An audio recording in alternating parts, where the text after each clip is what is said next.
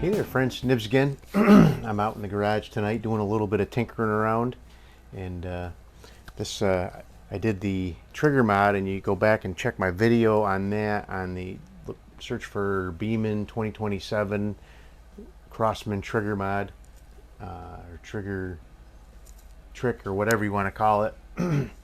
But I did that, and it just made a huge difference in my Beeman 2027 trigger, and it got me motivated to come out here in the garage and to see. I know I had a Crosman Optimus, and I knew that would, but I wanted to see if there was any other guns out here that could possibly benefit from this. I checked all of my springers. I've got a couple other Chinese springers that weren't that kind of trigger.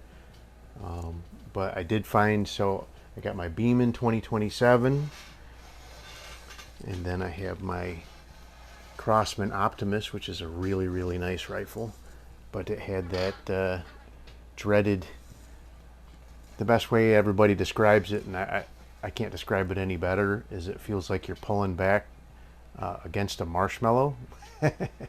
And if you want to call it a two-stage trigger, the first stage feels like you're pulling back against a marshmallow, and there's really no crisp defined second wall like there would be on a real two-stage trigger, but you're just pulling back, and I'm guessing on that Optimus, the pull before it would break was at least a quarter of an inch, maybe 3/8 of an inch. And so I did, like I said, I don't have any magazine or rounds in here, but I did the modification on this one already, and now instead of having all that creep, which, like I just explained, it is literally a very crisp single stage trigger. No take up at all. You just apply your squeeze, and on the Beeman, that one was the biggest change. I went from 3 pounds and a couple ounces, I think. I don't have a picture of that, but it went down to 14.1 ounce average for a pull. That is just amazing. I did do the same thing, and the real point of this trigger modification is to get rid of all of that mush. Not really so much to lighten the trigger up, but it does very often, make them a lot lighter as well. I did check all of these rifles to make sure they were safe after they were modified, but I did modify the Optimus too, and I'm not going to shoot it in the garage because this is very loud and it's not garage friendly. But the Optimus went from a 3 pound, 5.5 ounce trigger with all of that mush, all of that take up, down to a very crisp 1 pound, 3.8 ounces, and it is very crisp. You rest your finger against it, and as soon as you start applying pressure, there is no take up at all, and it'll go off.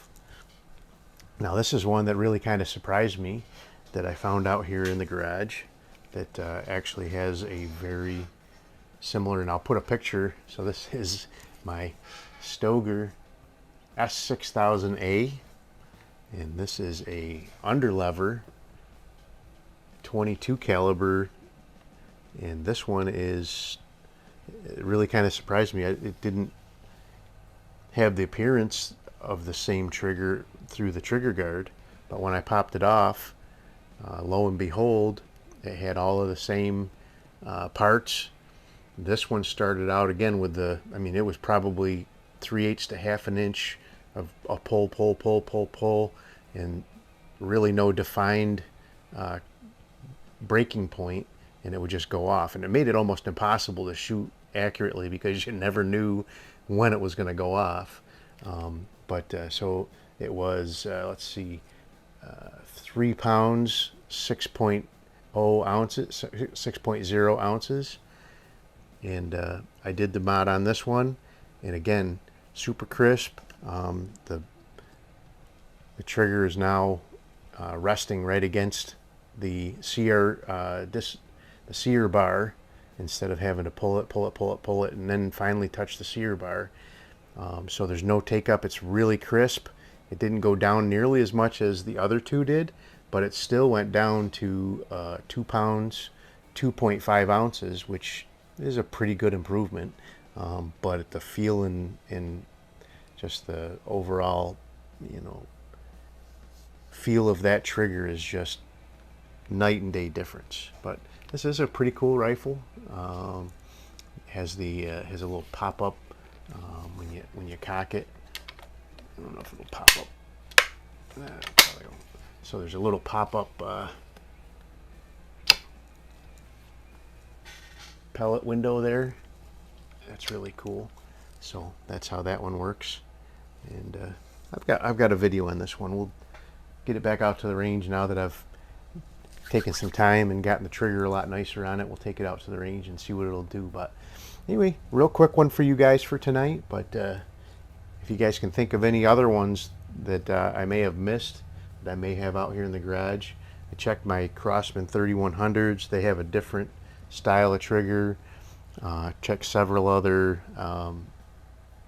Springers and CO2 guns and stuff that I have out here, and they're different. So, but those are the 3 unlikely candidates. I mean, I knew the Optimus needed that, but until I started pulling that Beeman apart the other day, I would have never guessed that would need the Crosman modification. But there you go.